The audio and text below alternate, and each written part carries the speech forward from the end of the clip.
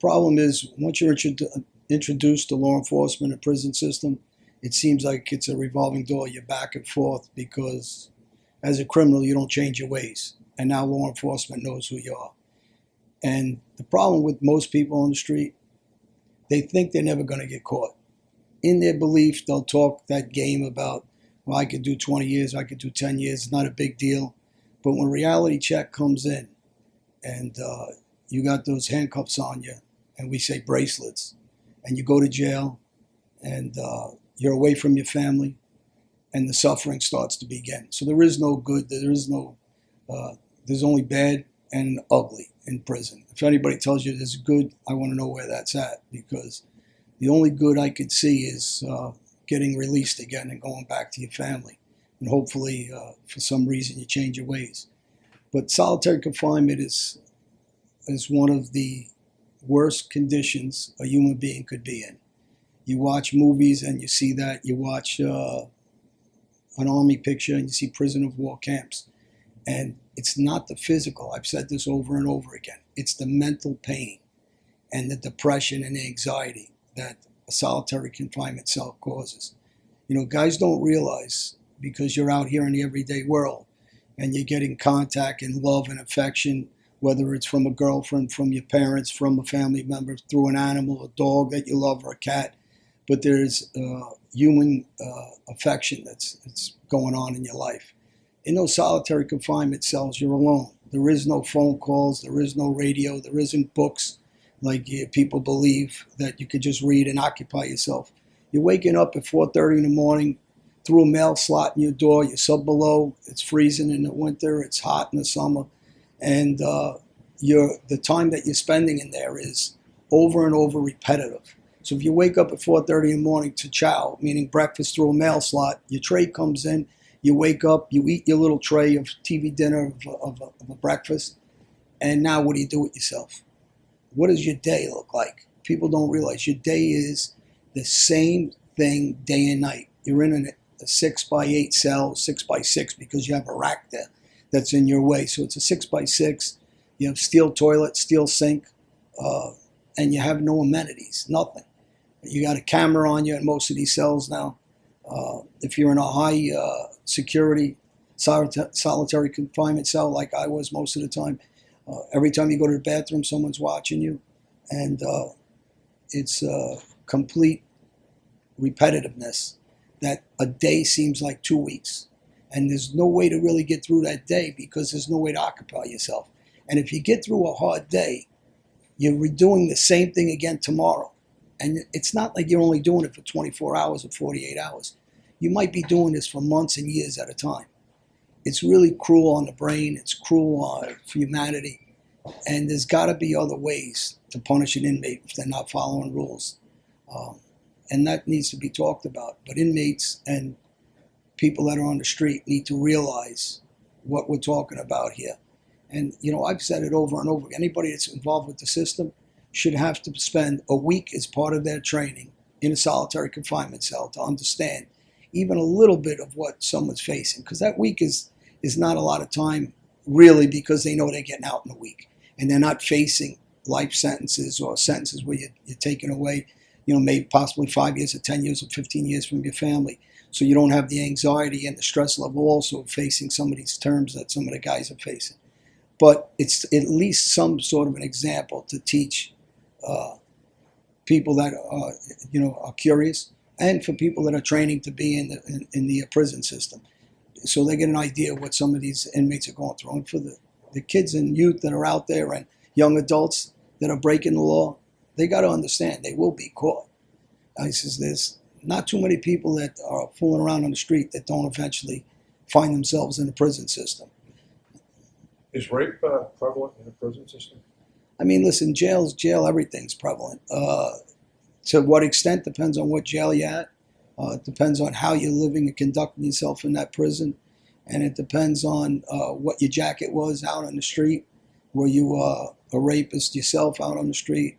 So all those things contends on what's going to happen in the system that you're involved in and how you conduct yourself.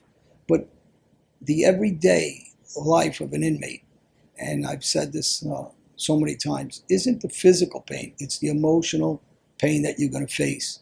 Detachment from human beings, detachment from your family, people dying on the street in your family, the unknown, and some of the emotional stuff is just incredible pain and depression people really just don't understand. And I think I got to just keep pushing this point so kids out there just second guess making that mistake and going to prisons. If you said that to me, you would scare me straight. The abilities, and I talk about, it's not so much you want to scare, you just want them to see reality. This is reality. Reality is you're going to ruin your life. And it's, doing 1 or 2 years like in the Army, this is not prison. Prison's not going to the Army for 1 or 2 years. You're going to be left alone and you're going to suffer. And you're going to have no contact with anybody when you're very depressed or when you're very down or you're very anxious. You're still stuck in that 8x6 cell with no contact, suffering. Every minute you're suffering, the next minute is the same thing, suffering. There is no relief. So, if you're at home and you're stressed and you want relief, you sit in a bathtub. You go take a shower, you call a friend, you pick up the telephone. In prison, in solitary confinement, there's no relief. And it's repetitive that you can't imagine the boredom and the depression that sets in with it. And just day and night loneliness. Minute, seconds that seem like months and years. People like myself, that repetitive behavior is because it's like training a dog. You teach a dog a trick and he does it constantly. I was raised and brought up in a world that it was normal to go in and out of jail. As bad as it wasn't something that I really understood or realized that I'm ruining my life. There's so much out here. And I think that's where myself, I've been through so much treatments, programs, and I have a great therapist that I've been dealing with for 30 years almost, that over the years I learned, and I've said it to friends and family, I learned to like myself. I learned to love myself. I learned to understand that some of my behavior before, violent behavior towards other people, whether they were wrong, right, or indifferent, wasn't the issue. The issue was, how do I react to other people? And instead of getting what I wanted, justice, by hurting somebody or killing somebody or robbing somebody, my reaction's different, because I look in the mirror and I smile and I says, well, he's not beating me today. Me hurting him, killing him, or robbing him, he's beating me. I need to beat him by not reacting. I need to beat him by enjoying my life and showing success and smiling and enjoying life itself. That's beating those people that are on the street that are bothering you. Instead of getting out of a car during a traffic dispute, you got to keep going and say, it's not worth wasting my time for. And these are some of the things that we got to teach our kids. And the same thing with bullies. When these kids are in the schoolyard, they got to understand that bully is actually afraid of you, is actually intimidating you, is actually not happy. That's why he's bothering you. And you got to walk away and smile to yourself and say, if those kids are picking on me, they're picking on me because they're afraid of me. And know it. And go about your life and enjoy your day and go ride your bicycle as a child or go to the school and get involved in a program where you're enjoying life. Because the bully behind you, something's wrong. They're not enjoying life. And don't put yourself back in their position.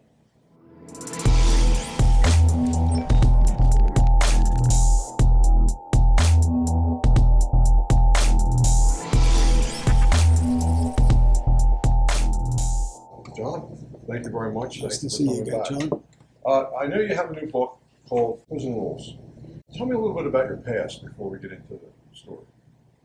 Well, unfortunately, I was involved in the streets, and people that do know me know I've been in probably about 30 or more so prisons around the United States, the Northeast mainly, and then also out of the country in Brazil, and 3 prisons actually in Brazil also.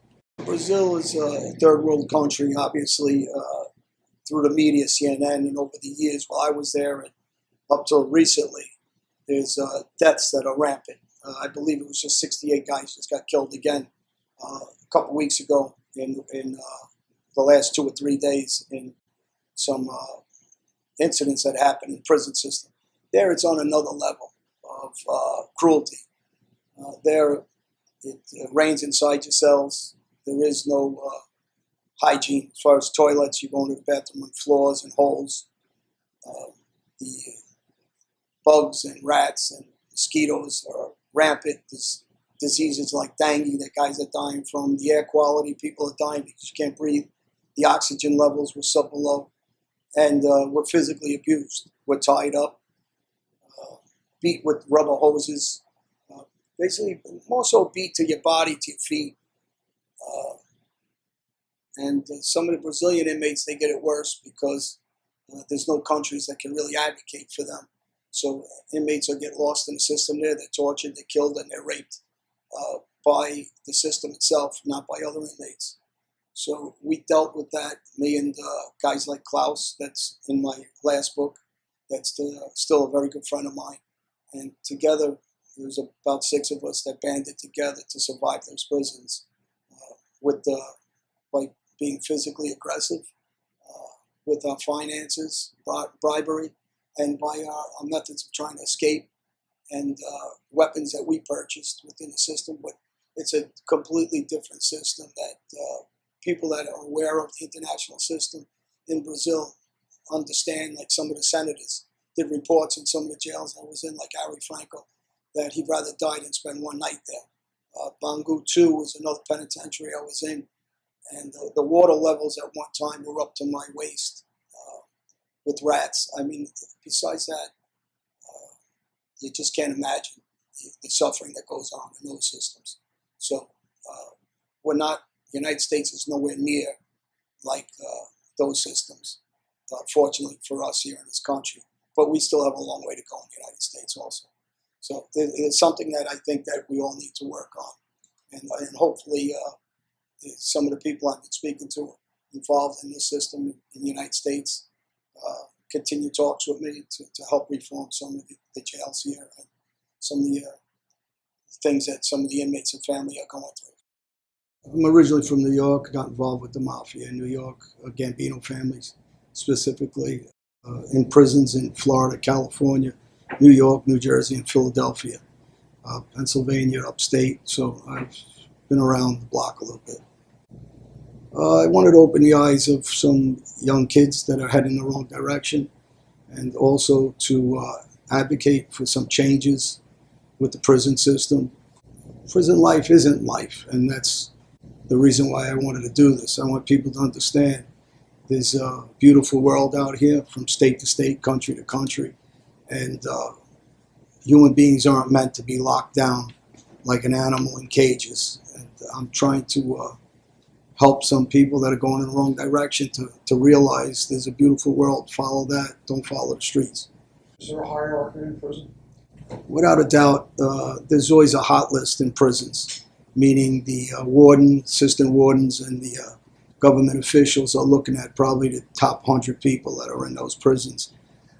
Guys like myself that are on those hot lists, and they're worried about you being violent, controlling the jail and outside the jail and the streets still.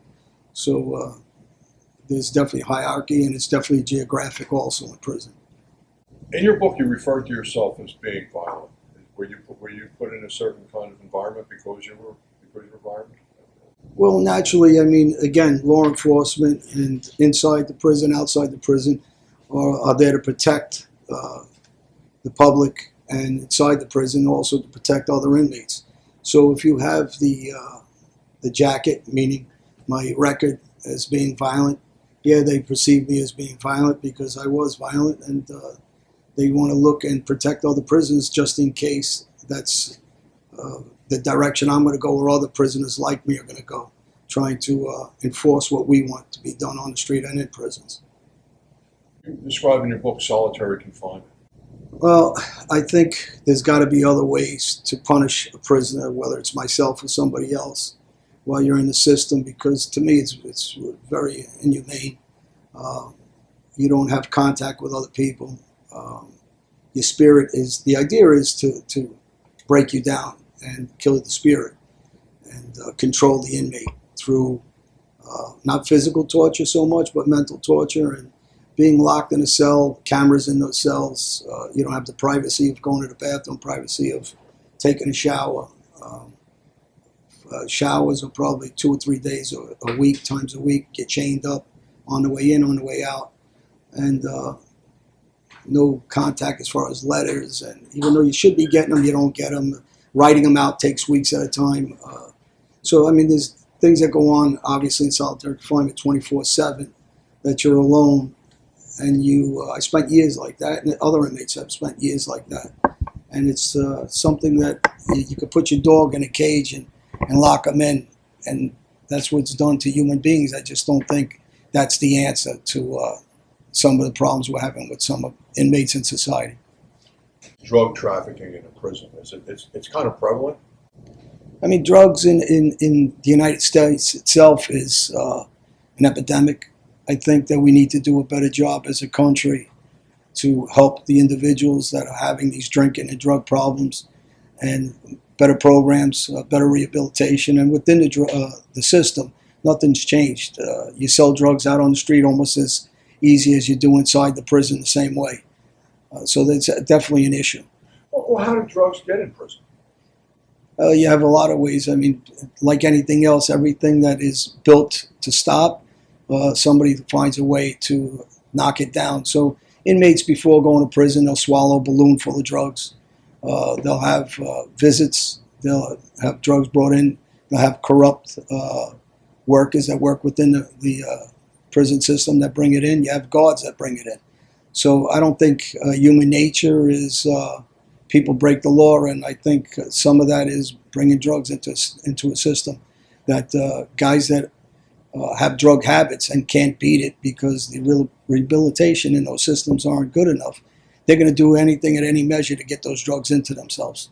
I kind of got the impression that, well, as a civilian, that people who are addicted or active addicts and go to prison, they're going to get clean when they go in prison. You got a look on your face. I have to laugh at that because the system isn't really built to stop them or help them from using drugs or alcohol in the prison system. Prison system, the mentality, I think, of a lot of the government officials is to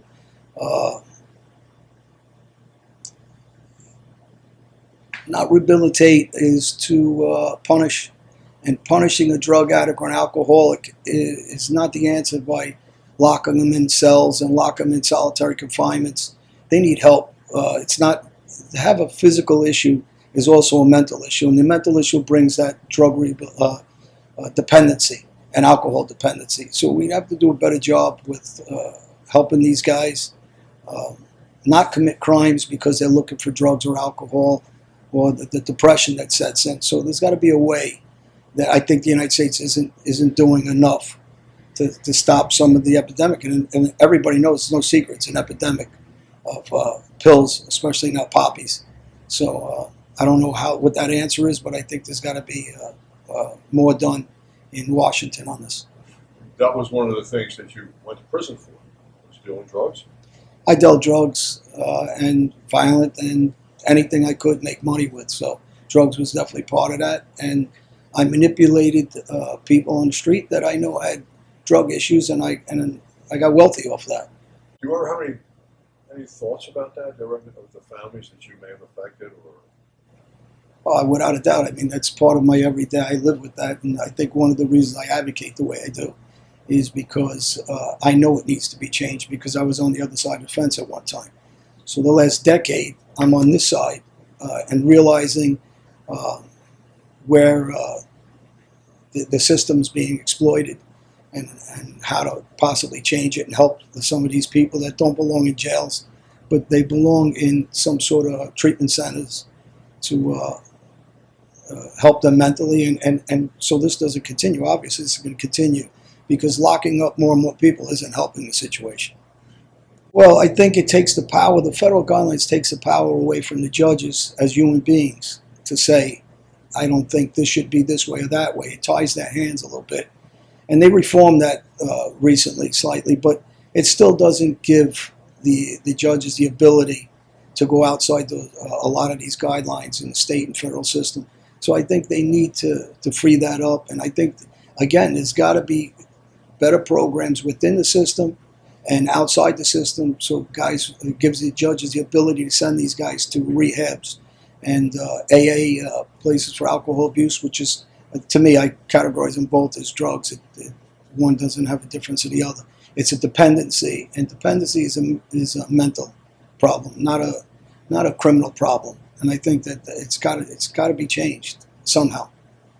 I've spoken to children, young adults, one-on-ones, rehab centers, police academies, and I don't believe in scared straight talk. I believe in just real talk. Sit down with kids that can relate to you, young adults that can relate to you, and adults that can relate to you, and speak honestly about what comes from the heart, about seeing therapists, speaking to groups in settings that one another, understand each other.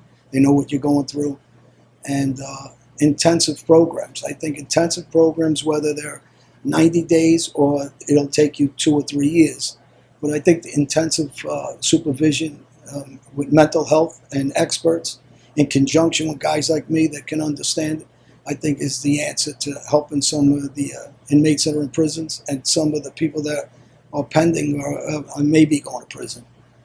Anybody that has somebody in their family that's an alcoholic or a drug addict or a gambler, you understand it affects the whole family structure.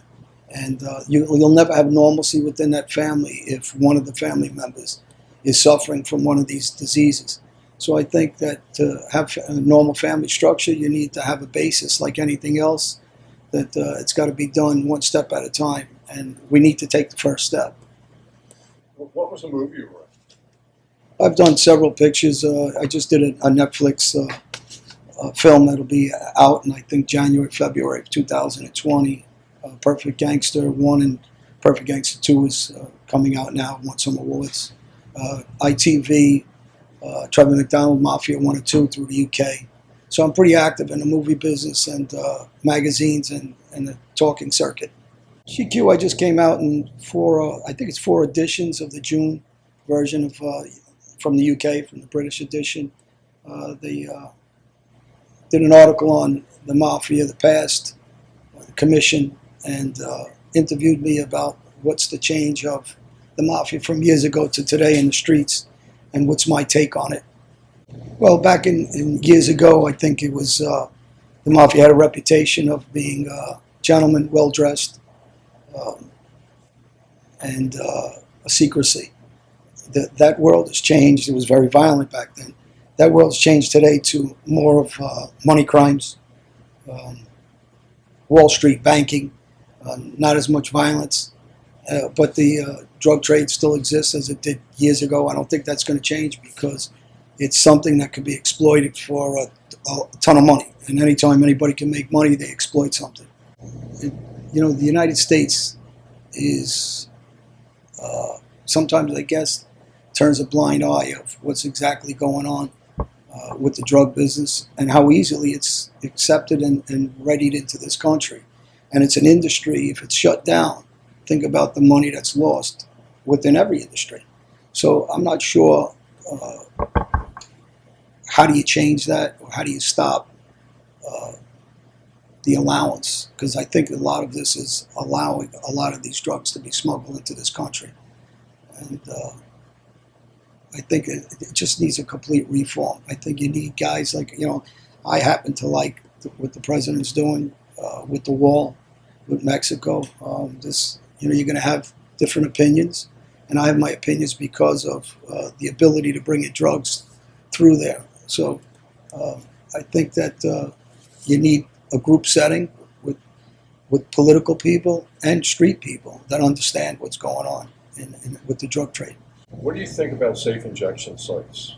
You know what? While I travel a lot around the world. I go to different countries. I was in Denmark, and I went to one of those locations to see, my feelings on that. I have mixed feelings on it. In one way, I think it's an excellent idea because you're controlling the dirty needles, which controls the AIDS virus, which controls hepatitis, and it also controls the ability of some of the addicts, instead of committing crimes to go get their fix, they can go to these areas and they can be slowly controlled, I guess, to an extent, so they don't OD, so they don't. They can hopefully be weaned off. So there's some positive stuff. Then there's negative, and the negative side, I believe, is the same. You're allowing this to go on, but until we get a better fix on it, I think I'm leaning towards agreeing with those sites. Thank you. Thank you.